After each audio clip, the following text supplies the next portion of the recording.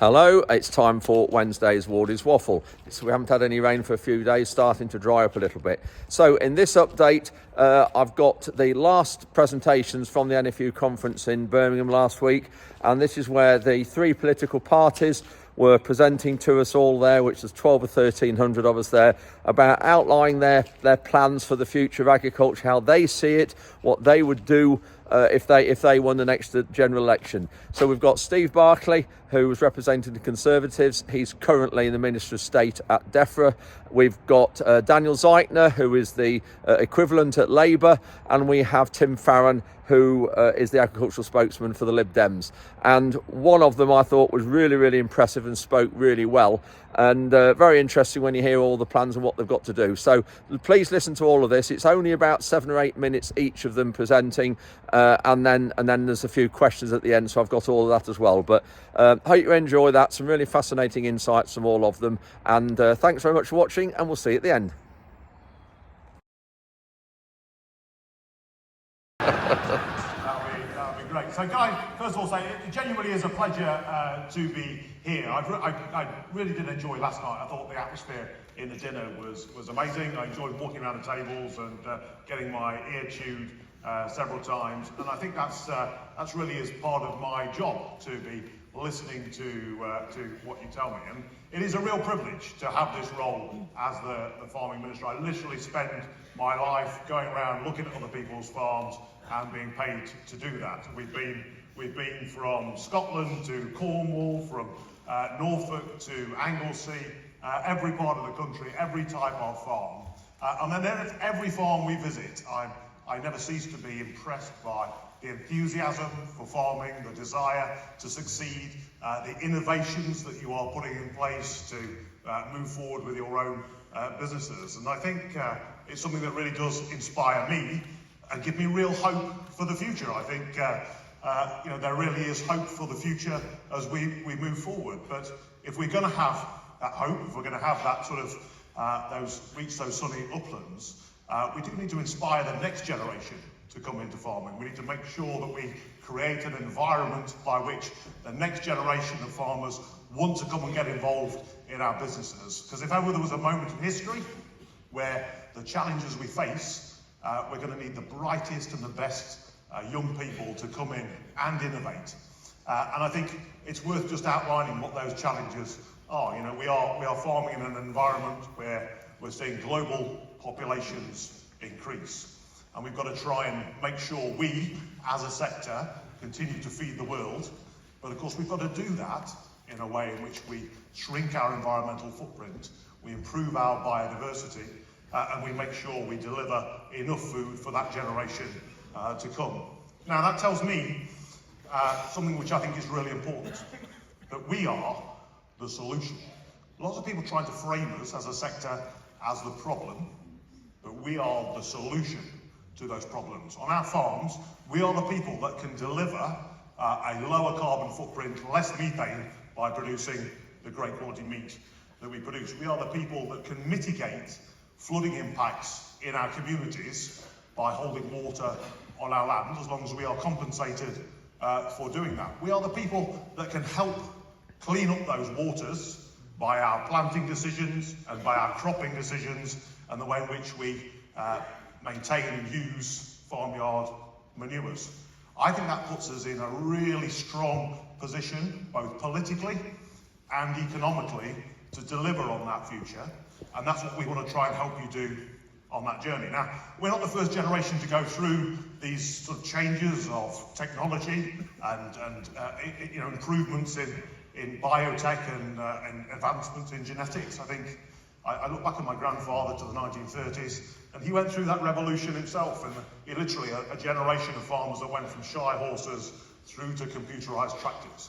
And I just feel as though my generation has sort of plateaued a bit, but the next generation is going to have to embrace those advancements in biotech, in robotics, in things that I can't even imagine. And we want to help you get to that sunny upland and make sure that we can keep you economically sound, but also environmentally sound at the same time. And the way we're going to do that is to carry on doing what we're doing, which is listening to you, which is making sure that when you tell us when things are wrong, we'll try and improve them. And that's what we've done. If you look at our track record, you told us that SFI wouldn't be successful because the payments weren't high enough. So we listened, we put those payments up by nearly 10% on average. You told us that you needed to embrace new technology. That's why we're putting millions of pounds into making sure that you can embrace that new technology, you can get grant funding to do it. You told us you need help with slurry systems and making sure that you can deliver on farmyard manures. That's why we're doing millions of pounds worth of grants to help you put in that infrastructure to make sure you can deliver on that. And that's what we'll carry on doing. Carry on listening to you and making sure that that you've got the access to that technology and the next round of innovations as we go forward. And I think the two messages I want to leave you with are very clear in my head. Number one, as I said, we are the solution to the problems. But number two, we won't dictate to you what you have to do. We will give you a menu from which you can choose, because nobody knows better what works on your farm than you do. Nobody knows how your business operates better than you do.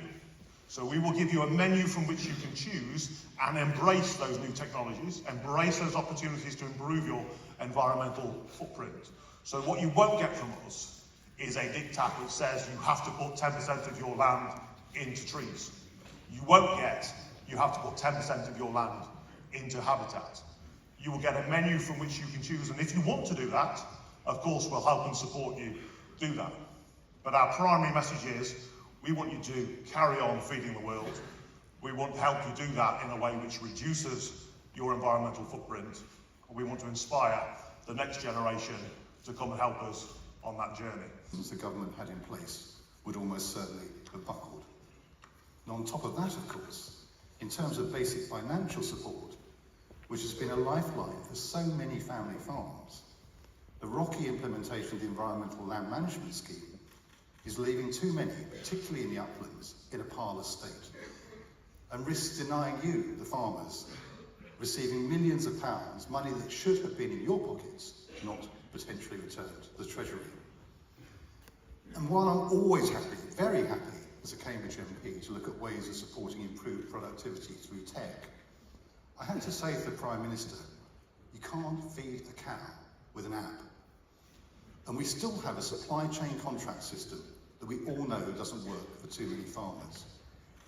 With many buyers taking too long to consider cost price increase requests, too long to pay invoices, failing to honour original orders. We should look closely at the protests that are taking place across Europe and recognise governments can no longer stand by when facing a perfect storm that's forming.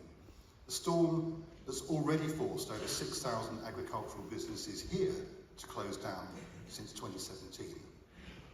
And we know, and we heard it in the speech at the dinner last night, of the pressures of loneliness and isolation that have long made farming an industry that faces very particular challenges, leading in heartbreaking cases to too many taking their own lives. So I pay tribute to all those organisations working hard to provide support and help. But we also need to address the pressures that are making things so difficult. Now, of course, shocks like COVID, conflicts in Ukraine, the Middle East, have shown how insecure the world can be and how volatile our supply chains are. Nowhere is that more evident than the food supply chain. Over the past few years, we've seen soaring food inflation, and too often, a sight many of us have never seen before and probably never expected to see, spaces on supermarket shelves, which tells us something which should always have been obvious. Food security is national security. So a Labour government will resolutely back British farmers to reduce our reliance on insecure imports, support high-quality local produce for consumers, and ending that new reality of those empty supermarket shelves. And as part of a decade of national renewal, the countryside and food producers, in our view, have a key role to play. And with Keir Starmer as Prime Minister, Labour will be governing for every corner of the country with a new relationship with the countryside and farming communities. And that starts, for us, with Labour's New Deal for farmers. First, Labour will cut the red tape farmers are facing at our borders for both imports and exports. In our view, ministers have left farmers far too vulnerable to low-quality imports that undercut our people. Now, you made this point very, very forcibly with that massive petition a few years ago. And we supported you, but I'm afraid we weren't listened to. The government's own assessments have indicated that the New Zealand trade deal will result in an economic contraction of potentially £48 million for agricultural and fisheries. And frankly, Jacob Rees' comments welcoming hormone-injected beef and chlorine-washed chicken, they were rightly called out by Minette, but they do represent a strand of thinking that runs deep through parts of the Conservative Party, parts that were in government all too recently and could be again. And how can it make sense when we know that contaminated meat is coming in through Dover to move the checks 21 miles inland? It's naive beyond belief and risky. We need to do much better. That's why Labour will seek a veterinary agreement with the European Union that will get British food exports moving again and ensure standards are safeguarded. Secondly, a Labour government will buy, make and sell more homegrown sustainable food, supporting farmers across the country through public procurement, using the government's own purchasing power to ensure that at least half of all food in our hospitals and prisons is locally produced or certified to higher environmental production standards. That's more than £1 billion redirected into the pockets of British farmers. Thirdly, Labour will deliver price stability for farmers by establishing GB Energy, a new publicly owned energy company that will direct public and private investment to harness clean, homegrown wind, wave, solar and nuclear power. Energy independence with 100% clean power by 2030, which means cheaper energy for farmers and less volatility, which is so vital in a long-term business. And to get that energy where it's needed, Labour will tackle the sclerotic planning system that's holding rural communities back. We will rewire Britain and get the national grid moving faster. Under the Conservatives, farmers have been left waiting for years to plug their renewable energy into the grid, or no more. We'll slash the wait for planning decisions from years to months, putting money into the pockets of thousands of farmers. Fourthly, Labour's committed to making the environmental land management scheme work. No longer driven by short-term lurches that downgrade food production, then suddenly backtrack. At the moment, frankly, the government is perhaps inadvertently in danger of prioritising flour. We need both, and we need farm businesses to survive and prosper. So we'll make Elms work. No longer a scheme that underspends hundreds of millions of pounds, leaving farmers out of pocket, no longer failing to publish the outcomes of those schemes, but a real long-term plan with consistency at its heart that ensures the correct balance between food production and nature recovery. And that's why we're committed to going further by introducing a land use framework to meet the multiple demands made on our land, to deliver stability that optimises the delivery of social, economic and environmental objectives. So conference, Labour's New Deal for farmers is a balanced package that crucially recognises that farming is a business and that if farmers can't make a return, then our entire food supply crumbles. This is a real deal for farmers that will boost Britain's food security, protect farming jobs and deliver growth for rural communities. Let me conclude on 3 quick points. First, on access. We've listened to what you've said, what you've told us, and that's why we've ruled out the Scottish-style right to roam in England. Secondly, on flooding. The lack of action to tackle flooding is, I'm afraid, all too typical of a government that lacks the energy and drive to respond to the crises that people face on a daily basis. Labour's Cobra-style task force for delivering drainage systems, flood defences and natural flood management schemes will make a real difference. And thirdly, on the many farm visits I make, the very first issue that is often raised is actually crime and the fear that too many people in isolated places are living with. That requires a cross-government response, and it needs the DEFRA team to be putting it right up there as a top issue for government in a way that simply hasn't been happening enough. For too long, rural communities have buckled down, got on with things, and not got the help and support that is rightfully deserved. Let me tell you, if I get the privilege to be your minister, that changes. Thank you. Daniel, thank you all of you for putting on Lake District weather for me. I feel massively at home. I think the last time I addressed NFU Conference might have been during those halcyon days when I was our party's leader. Now, it may shock you that I consider that I was not an awesome party leader. However, when you have been a leader, it does give you the vantage point to be able to assess the effectiveness and greatness or otherwise of people who've held that position in other organisations. Can I say to you, you have been outstandingly well led over the last few years, and I'm here to pay massive tribute to the next who have been awesome, not just on your behalf, but on behalf of rural communities everywhere. So one thing we may have in common is that we may possibly be at that stage in our careers where we feel we can speak a little bit more freely, say what we actually think, so here goes. Public money for public good. I think all of us agree that that's a good model, a good principle. But frankly, what farmers tell me, what I believe myself, is public money with 1 in 8 people in farming in the SFI, and that is all. Where is that public money and public good? On what planet is it not a public good to be able to provide the food to feed the country? Public money for public good, absolutely. But let's make sure there's enough public money and we have the right public goods. And my great fear that rural farming communities over the last 4 years in particular have been badly let down by this government by accident and by design. By accident, well, you know, don't you?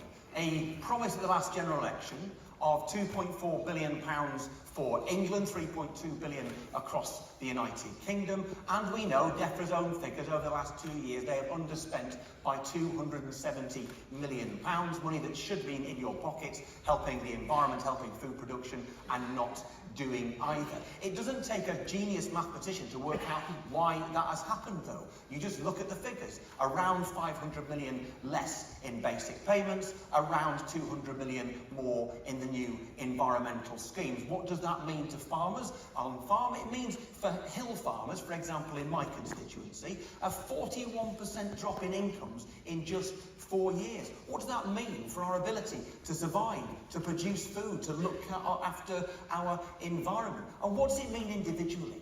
Imagine this, I bet you won't have to imagine very hard. Imagine being a farmer in your 60s. Maybe you're the 7th generation to farm that farm. Maybe you're a smallholder. Maybe you're a tenant. And you feel the crushing weight on your shoulders of being the one who loses the family farm. That is the reality for hundreds and hundreds of people across this country, because the accidental gap between the ending of the old system, which is predictable and large, and the trickling in of the new system, which is phased and haphazard. The reality is simply this. We know by the end of this year, farmers will have lost 50% of their basic payment, and we know at the moment just 1 in 8 farmers are in the SFI. It is not good enough. We are undermining food production in this country, undermining environmental protection by accident, but predictable accident, and the consequences are what they are. But it's not just accidental. Some of it is by design. Here we are in a situation with war in Eastern Europe, with uncertainty across the globe, with trade routes being disrupted in the Red Sea, with climate change meaning much agricultural land around the planet not being farmable anymore, and will be all the more the case in the years to come. All against that backdrop, and the UK government has an agricultural policy that actively dissuades people from producing food. This is utter and total madness. And then look what we're doing with landscape recovery.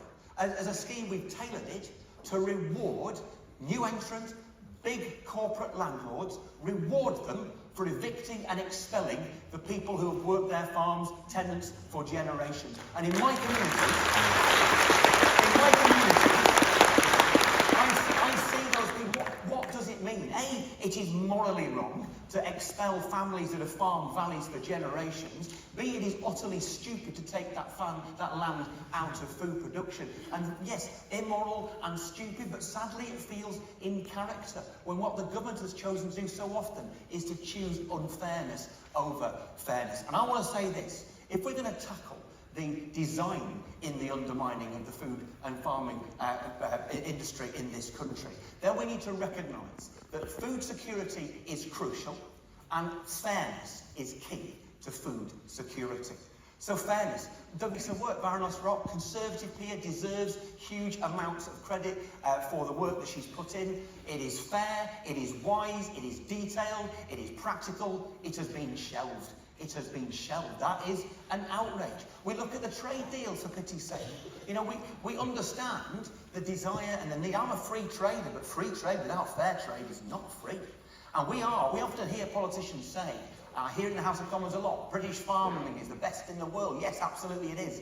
And often the people who say it don't understand why British farming is the best in the world. It is because the culture, based upon the original unit of the family farm, which means high quality, it means high environmental standards, it means high animal welfare. And if you do deals with countries that do not meet those standards and allow them to undercut British farmers, then you throw away those values, you throw away those standards, and you undermine British farmers. That is not fair, and it undermines our ability to feed the country and care for the environment. So fairness is absolutely critical. Look, so the Liberal Democrats take the view simply this. First of all, we've got a food and farming policy that we've put together after great detailed research over the last few years, chaired by your own Stuart Roberts, somebody who I'm very proud of, who's done a fantastic body of work in bringing these ideas together. Fundamentally, money is crucial. So we would commit an extra £1 billion onto the Elms budget to make sure we were not having this false dichotomy between food production and environmental protection. We would make sure we would implement the ROC review. We would make sure that trade deals are done not to throw away the advantages that British farmers bring to our environment and to food production. We would make sure that any trade deals we negotiate made sure that no one got advantages for providing poorer quality food produced in poorer quality methods, undermining environmental and animal welfare standards. And I don't want to say this as well. It's hugely important that we don't patronise farmers and only think that farmers care just about farming, however vital that may be. Farmers are at the absolute centre of rural communities around this country. Farmers care deeply about village schools that are running out of pupils because of declining rural populations and those schools under threat of closure, not because they're not good schools, but because of those issues, how we support them. Farmers and others in rural communities deeply concerned about access to healthcare. 2, 3, 4 hour round trips to get cancer treatment, life-saving cancer treatment, because of the disconnect between rural communities and where those services are provided. Farmers are deeply concerned about affordable housing, or the lack of it in so many rural communities, as homes that should be for local families, indeed maybe for those who might be aspirant entrants into farming, end up being gobbled up by second home ownership and holiday lets. We want to make sure that this next Parliament is one where rural communities and rural issues are not an afterthought, not something that politicians pay scant regard to, but are central to every single decision that we take as a Parliament. That is vital to me, and I know it is vital to you. Your mission is an awesome mission. You get up early in the morning, very early in the morning, and what is it that you do? What you do is you get up and you help to feed the country and to save the planet. What an awesome, awesome mission that is. My objective as a Member of Parliament for a very, very rural constituency with well over 1,000 farms and growing, and to want to speak on behalf of all you, is to make sure you have a Parliament and a government after the next election that equips you to feed the country, to save the planet, and have a government that puts practical, wise decisions against silly ideology. As we have heard already, there is an element within the Conservative Party that thinks it is a good thing to have such open and free markets that it doesn't matter whether the United Kingdom feeds itself, we'll simply import from overseas. That is wise, it is immoral, and I want to stand behind every single one of you to say that the greenest thing any government can ever do is to keep farmers farming, because without farmers on the land, those great green policies are simply bits of paper in a drawer, achieving absolutely nothing. Providing the food that Britain needs to eat is a public good. Looking after our environment is absolutely a public good. We can do neither without farmers. We're here to support you. Thank you. As well. So Kate Armstrong is up next, and after that I'm going to be asking for Rob Halliday. Thanks, Kate. Good morning, everyone. Farmers in Lincolnshire and Nottinghamshire have suffered mental and financial hardship due to the series of flooding due to the series of storms over this winter, my family farm included. Many of these areas, as we know, are drained by man-made, engineered systems, and local teams are under pressure to deliver multiple environmental benefits. How can the government ensure that these systems are maintained effectively to support the food production in rural communities? And moreover, will there be additional funding for catchments hit by winter storms made available to get these watercourses that are currently below required condition back up to capacity to prepare for climate change and future storms? Daniel, do you want to take this one first? Look, as I said in my speech, I absolutely, my heart goes out to people who are facing the kind of problems that you're describing. This is a huge long-term question for us as a society to try and address, because it requires major investment, major support and help. Now, I can't today announce those kind of funding commitments, but what I can say, again, as I indicated in my speech, that we think it needs much, much more aggressive action. So each year, we'll be setting up a special task force to absolutely identify what we can do to identify in the short term to help people. But I think the bigger point that you're making there is, and this comes up on a number of visits that I've done again, people explaining to me that the long-term investment that's needed in drainage. I really admire the system of internal drainage boards and the work that people do, but that's quite a long-established system.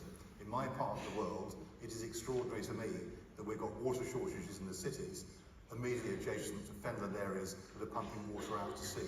That might have made sense decades ago. We're in a new situation now, and that's why we need some long-term planning and vision to really help people out. It's not something that can be solved immediately, but you raise a really important point. It's one of the things that we're thinking very hard about, how we can tailor the investment to mean that we can meet these new challenges, because the world has changed and we've got to adapt to it. Yeah, my heart goes out to you. I'm so sorry you're enduring this. The reality is, for so many people, is that flooding is an increasingly regular occurrence. You think of my patch as being terribly mountainous. Yes, it is. But the Lythe Valley, Leithop, places around the coast, around Grange over Sands, many of my farmers in a similar situation to you. And obviously funding the government's providing through local authorities has been adequate in some cases and inadequate in others. But we're not just talking about compensation, we're talking about making sure we build infrastructure that prevents this happening in the future. And one of the problems we have is that, again, we talked about the rollout of ELMS and different schemes underneath it. For example, the farmers in the Lythe Valley put forward a plan which would have helped to drain that land, to make it farmable and to protect hedgerows, therefore protecting biodiversity as well, and that was turned down. Whereas others, which led to no safeguarding of farming whatsoever, were passed, as I said in my opening remarks. We need to make sure we tailor the ELM schemes to actually be part of the solution, not part of the problem. But then we're also talking about big infrastructure stuff, well and truly outside of the remit of ELMS. And here we go in looking at the prioritisation that this and previous governments have put when it comes to flooding. So, first and foremost, we defend domestic properties, then we defend businesses, and we pretend that farms aren't businesses, and they're right at the bottom of the pile. And that needs to change, because the numbers of farms may be small compared to the number of residences, but the number of people who have to eat remains the same. And so protecting farmland, so we've got the ability to feed ourselves, is absolutely critical. So yes, we need to be investing in infrastructure, maintaining what we've got, and preparing for the future. Thank you. So I cannot commit to prioritising farmland over people's homes. I think the government's priority will always be people's homes, but I think we are part of the solution. And so number one, I share your pain farming in Nottinghamshire myself. I don't think in my lifetime I've ever seen volumes of water like that, because the land is so saturated. Every drop of rain that now falls in Derbyshire and Nottinghamshire ends up in Lincolnshire via the Trent Valley. So it has been a huge challenge. That's why we put in £25,000 compensation, so that people can mitigate some of the impact of the lost topsoil, and they've had huge damage from that. But I think the solution actually is working with the EA, but also putting more cash into IDBs, because I think those IDBs are part of the solution and actually can understand those water flows, particularly in Lincolnshire. They've been successful in the past. Let's give more cash to IDBs and unleash them to make sure those waterways are kept clear, because the only way to stop flooding in any village or community is to either stop it coming into that area or slowing it down, which we can be part of the solution in terms of building weeping dams and holding water uphill, or getting rid of it out the bottom. But we need to recognise that getting rid of it out the bottom may impact the next community down the watercourse. So it's getting that balance right, I suppose. But as I say, we are, as long as we design a scheme that compensates us reliably, and makes it economically viable to do that. So I think lots of people would be up for moving to spring cropping away from winter cropping and using that area of land to hold water, as long as that economically stacked up. You can still produce food on that block of land, but it needs to be funded properly. And I'm sorry to go on a bit, but just to give you an example, in one of my villages, I know of one house that has been discounted by £100,000 on its sale value because of flooding in that village. Now actually you could use that value that is lost in the property in those villages to fund farming further upstream. People's premiums have gone up by over £1,000 per household in the whole village. Now there must be a way of joining this up actually to fund farming to help and to solve the problem. Thanks very much. Thank you, Kate.